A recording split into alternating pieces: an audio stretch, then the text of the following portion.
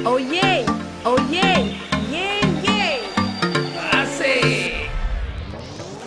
Ini dia 4 bincang-bincang asik soal pemilu dan segala pernak-pernik. Biar kamu ngerti dan gak malu-malui. Ngerti hakmu dan paham kewajibanmu. Asik. Yeay, yeay, yeay, KPUM. Komisi Pemilihan Umum Kota Medan. asik. Ini podcast KPUM bukan kaleng-kaleng. Mau tanya apa saja, boleh. Jangan lupa subscribe, nanti rugi sendiri. Klik loncengnya, dapat info terkini. Oh yeay. Selamat datang dalam podcast perdana KPUM. Komisi Pemilihan Umum Kota Medan. Ya, barengan saya Hidi Pratiwi. Oke, saya Nazrul Ihsan Nasution. Nah, hari ini kita mau bahas nih, Bang. Kita mau bongkar rahasia komisioner di KPU Kota Medan ini. Waduh, jangan buka-buka rahasia lah, nanti kena undang-undang ITE. Selo lah. Buktinya sekarang udah ada di hadapan kita ini. Oke. Ketua KPU Kota Medan. Tepuk Oke. tangan dulu buat Bang Agus Damani. Iya. Oke, Sehat Abang Da. Alhamdulillah sehat Mbak Kiki, Iya. Pak Nazrul. Selamat sore. Assalamualaikum warahmatullahi wabarakatuh. Waalaikumsalam warahmatullahi wabarakatuh. wabarakatuh. Kelihatannya dari suara sehat, wajahnya juga cerah. Facial semalam, Bang. Iya, ini akhir-akhir ini harus ada tahapan kita harus ini lebih cerah. Oh iya. Bang, udah berapa lama ya Bang kira-kira jadi komisioner? Oh, udah agak lama saya Kak Kiki. Di sini kami ada berlima. Saya ada Bang Edi Suartono, saya satu letting dengan Satu beliau. letting. Cuma saya di periode pertama PAW, jadi lebih dulu Pengganti. pengganti. Iya. Jadi dua periode. 2 periode ya? Nanti berakhir di tahun 2023. Oh, sebentar lagi ya Dalam Bang. menjelang pensiun ini. Iya. Bang Ican kira-kira mau menggantikan? Aduh, saya terhalang oleh undang-undang ini ya. Kenapa? Adalah. Boleh, Bang Nazar boleh itu. Oh boleh ya. Boleh. Ikut Semua kompetisi orang- nanti ya. Semua orang berhak ya kan Bang ya? Oke. Cuman ada persyaratan-persyaratannya. Ada persyaratannya. Kalau ASN ada ketentuannya. Iya, istri mesti 1 gitu ya Bang ya? Enggak ada ketentuan itu. Kalau saya memang satu aja. Oke. Satu, the one and only. Ini karena ditayang ini. Bang, Oke. apa sih sebenarnya nggak enaknya tuh kalau saat ini duduk di komisioner KPU ada pasti kan ngerasa nggak enak gitu ya, ada yang ngerasa enak-enaknya tuh nggak enaknya apa? Ya sebenarnya kalau semua pekerjaan itu pasti ada itu sisi enak nggak enaknya. Gitu. Kalau saya sih nggak ini ya, nggak mengatakan nggak enak ya, tapi itu ada semacam risiko-risiko ya apa namanya orang memandang kita seperti apa itu mungkin itu masalahnya di KPU itu ya kan. Karena di KPU itu kalau orang mau menjadi penyelenggara pemilu itu harus siap dia Netral. netral. Jadi kalau menurut saya mengutip pernyataan Ketua DKPP Pak Haryono itu pernah menyampaikan kalau mau jadi penyelenggara pemilu itu berarti dia sudah bersedia mengorbankan sebagian hak asasinya gitu ya. Oh gitu. Hak berserikat, berkumpul, menyampaikan Jadi kayak pendapat. nongkrong pun terbatas gitu ya jadi, Bang ya? jadi penjabarannya itu banyak ya. Kita harus menjaga apa ya sikap kita, Iya. perbuatan kita. Karena kan ada kita. bisa jadi dicurigai nih Iya, gitu ya. kadang-kadang kita salah cakap saja udah ditafsirkan lain. Kita dulu sama siapa juga Ditafsirkan lain ya, juga. Kemudian kadang-kadang sama saudara, sama kerabat itu jadi berjarak gitu. Padahal kita kan berusaha profesional. Tapi kelama-kelamaan mereka itu paham nih, tergantung kita gitu. Itu terus keluarga nggak komplain nih Bang, kayak misalnya istri abang kan pulang malam Apalagi ya. sudah memasuki tahapan ya. Artinya jadwal itu padat sekali gitu kan. Betul. Iya, memang Bang Nazrul. Karena kalau jadi penyelenggara ini kita yang teman-teman siapa nanti rekan-rekan yang mau jadi penyelenggara harus diamankan dulu keluarganya. Oh gitu. Maksudnya dalam diamankan Ya. kan dijelaskan, Dijelasin, ini konsekuensinya menjadi penyelenggara, kita harus penuh waktu gitu ya. Saya sudah terbiasa dengan keluarga, karena saya kan latar belakang saya kan profesi advokat juga. Oh, Jadi dari hal-hal yang dulunya seperti ini udah sering ya? Sudah. Sering dijelasin. Jadi memang semua profesi itu kalau kita bisa memahamkan kepada keluarga pasti bisa dimaklumi lah semuanya. Toh kita juga mengerjakan ini kan pekerjaan, bukan pekerjaan saya bilang, profesi yang mulia. Profesi, benar. Profesi yang mulia. Jadi kita tidak harus berani menghibahkan diri kita. Waktu kadang-kadang keluarga juga sulit ketemu. Iya. Apalagi tahun pemilu, waktu, tenaga, biaya. Paling lama pulang jam berapa, Bang? Kalau paling lama nggak pulang. pernah Kadang nggak tidur di pulang situ, ya? tidur di ruangan itu, kadang-kadang Tidur di kantor ya? biasa nggak pulang. Cuman lapor dulu sama istri. Kalau nggak pulang nanti kirain kemana gitu kan. Tapi kalau sudah pemilu kita sudah. Iya. Apalagi kalau suaminya ada di TV gitu kan. Iya. Oh ini berarti kerja. Kerja. Iya. Oke, Kalau Bang. nggak di TV nggak kelihatan kerjanya Iya. gitu. Oke, Anda Bang ya. Bang Agus, selanjutnya sebagai penyelenggara pemilu kan Bang Agus sering muncul kemudian mengambil kebijakan. Apakah pernah mendapat bulian dari masyarakat baik itu di media sosial atau secara langsung? Gini ya untuk ini ya supaya diketahui juga ya ini kan kalau kita kan pasti nanti ini mendekati seleksi ya. Iya. Nanti ini di KPU sedang proses, nanti di provinsi, di kabupaten, di Medan juga ya. Itu maka dia sebenarnya harus tahu juga kita penyelenggara pemilu itu tugas-tugasnya dan konsekuensinya apa, termasuk resiko-resikonya. Ya. Kalau saya awal-awal memang kejut saya. Oh, pertama-tama dulu nih ya, Bang ya. Pertama dulu awal berapa bulan, ya, karena kan yang kita Tidak menyangka lah dunia per KPU ini seperti ini ya. Ya ternyata lama-lama kita pahami karena kan yang kita kan menyelenggarakan pemilu, pilkada, pesertanya itu pasti ada yang menang, ada yang tidak menang, tidak atau menang. saya tidak terpilih. Betul. Oke. Nah itu di mana-mana itu kecenderungannya kalau yang kalah itu pasti mempermasalahkan. Jadi kadang-kadang yang benar pun kita putuskan juga dianggap salah. Apalagi yang salah gitu ya. Ya. Nah makanya integritas penyelenggara pemilu itu harus tegak lah, harus garis lurus. Tapi sampai pernah diteror nggak sih, Bang? Kalau ini ya, kalau penyelenggara itu harus bersiap diri, diteror, diancam, ditekan, diberikan diiming-imingi dengan segala macam cara itu terjadi lah. Itu bagian dari konsekuensi saya katakan tadi. Makanya saya lihat memang proses seleksi KPU ini memang baru kita rasakan ketika jadi penyelenggara. Itu prosesnya kan panjang itu. Ya. Prosesnya seleksi kita panjang, ada Betul. tes kesehatan, tes ini Sudah, tertulis, ya. ada Ya. psikotes, ada soal kemampuan kepemimpinan dan lain sebagainya.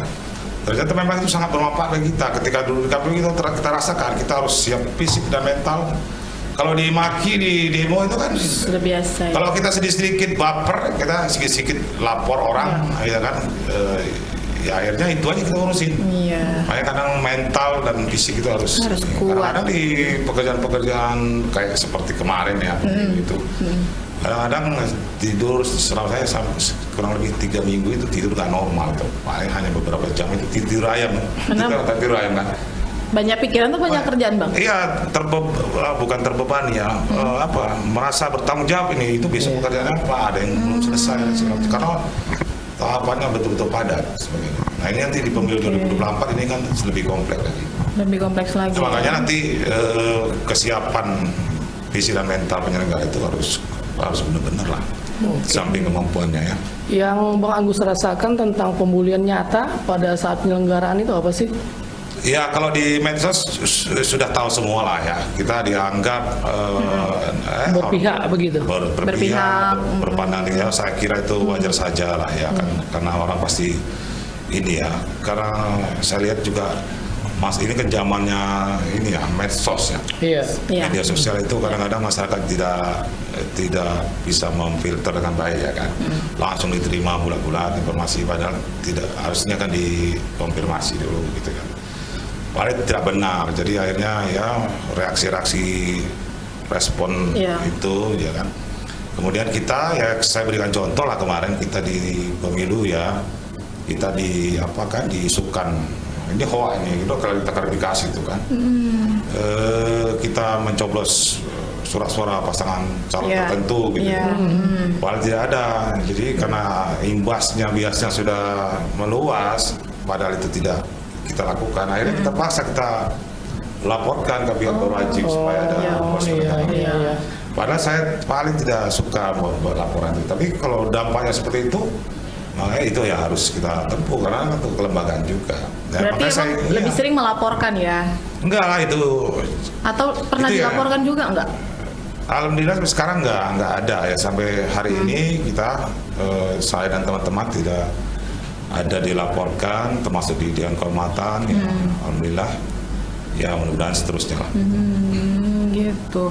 Terus Bang kalau ini kan lebih ke pribadi sih ya Bang. Terus kalau Abang keluar nih karena kan udah sempat ada laporan teror terus bulian gitu ya. Terus Abang jalan sama keluarga atau mungkin Abang keluar sendiri, Abang nggak pakai bodyguard?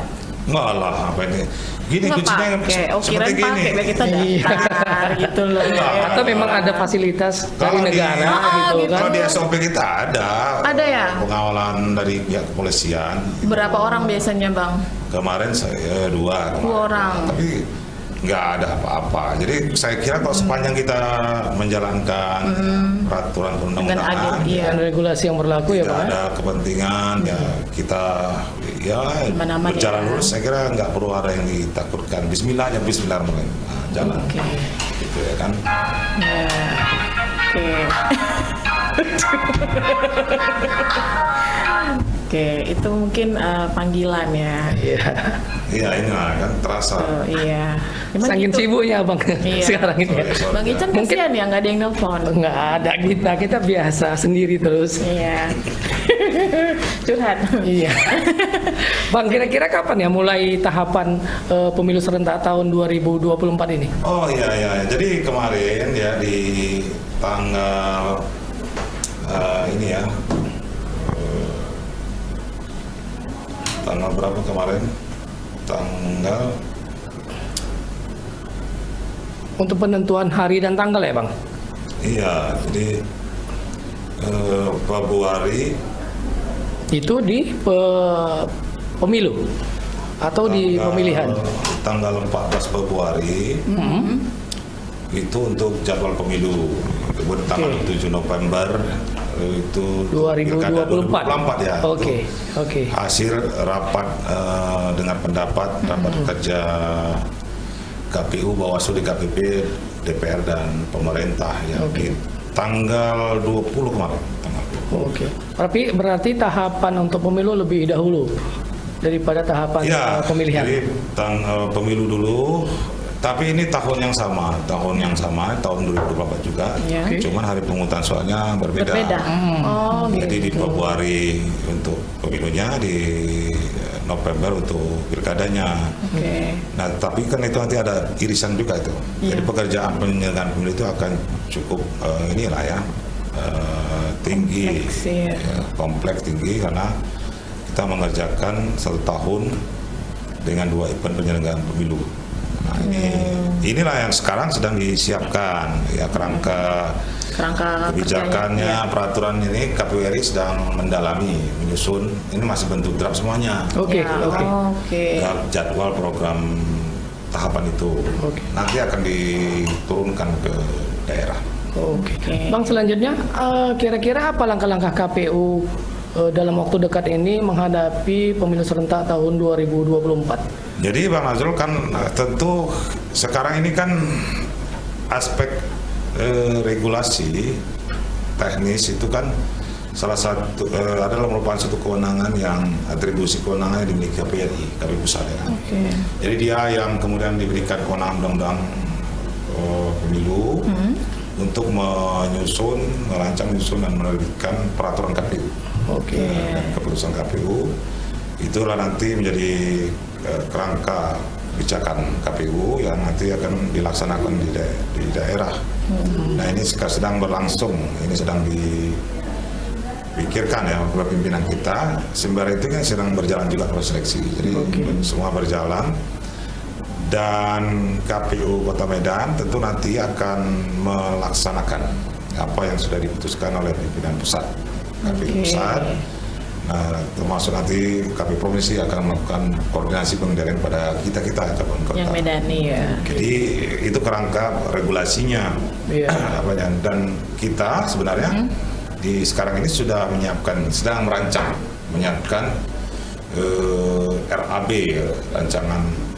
rancangan ya, anggaran biaya untuk pilkada dan pemilu kita sudah susun sambil menunggu peraturan KPU itu terbit. Kemudian kita menyiapkan sumber daya manusia di kita ya, konsolidasi internal. Dan ada kegiatan-kegiatan yang rutin terus kita lakukan tanpa nggak ada tahapan pemilu, kita tetap juga sosialisasi kerja. ya Bang ya. Ada rumah pintar pemilu, ada pemutaran data berkelanjutan dan lain-lain sebagainya. Termasuk ini podcast KP Medan ini kan salah satu kegiatan kita sebagai media informasi, diskusi, ya, sosialisasi pada masyarakat. Ini baru perdana nih. Iya. Kak Kiki ya. Luar biasa ya Bang ya. Tapi perdana pun infonya udah panjang dia. Kayak kita mau seleksi alam.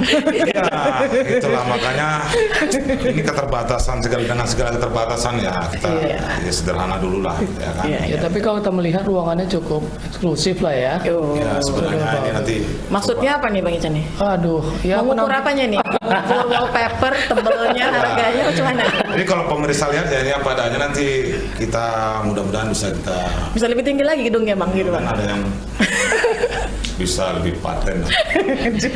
Sedep ya. Alhamdulillah ini udah syukur. Saya pikir ini kalau di Sumatera Utara nggak ada, cuma Medan aja nggak ada. Alhamdulillah. Iya. Dan Tadi pas masuk TV gede ya kan. TV besar. Iya TV kita besar. Berapa inch itu Bang? Berapa ya? 50 inci ya. Masih pakai. 48. 80 inci. Waduh, luar biasa. Bang, 80 inci masih pakai. Kalau nanti bisa nanti ikuti proses lelang lah. Ada berhasil itu tanda bukti apa? Tanda Ini bukti berarti bukti KPU kesopanan serius. kita. Jadi, Bener. salah satu kita bisa bekerja secara maksimal profesional itu kan ditentukan sarana prasarana pendukungnya. Iya. Apalagi Kita kan sekarang lagi zaman kayak Zoom gitu ya Bang ya. Pasti butuh layar yang besar.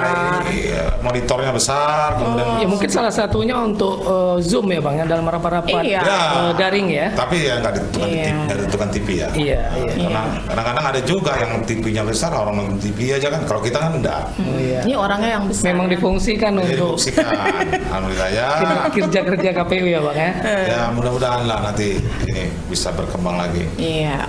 Ya jadi kalau selama COVID gini sosialisasi KPU gimana Bang? Berjalan secara online kah atau kombinasi Kak Kiki. Kombinasi, ada yang menggunakan daring, ada yang menggunakan langsung luring, ada juga dengan protokol kesehatan. Ya, jadi seperti layaknya inilah ya kegiatan-kegiatan pada umumnya. Dengan ini kan sekarang kalau di kegiatan non tahapan itu istilahnya itu kan kita lebih lebih ke swadaya ya. Iya. Nah, jadi non anggaran itu kita siasati ya. Kayak kemarin kita itu anggota KPU kita hadir di sekolah SMP ya. SMP Negeri 1 ya. Pembina upacara ya. Kita mengisi waktu memberikan ini, terus kita melakukan edukasi kepada masyarakat, edukasi pendidikan pemilih ya Bang ya. Ini nanti podcast kita ini kita akan susun agendanya untuk muatan-muatannya, salah satunya edukasi pemilih sebagai sarana sosialisasi ya Bang. Ya, jadi sekarang anak-anak muda sekarang itu kan lebih banyak menggunakan gadget ya. Iya. Ya, klik aja nanti KPU Medan itu kan banyak Iya. alamat media sosial kita itu. Bisa juga dapat info dari situ. dapat semuanya.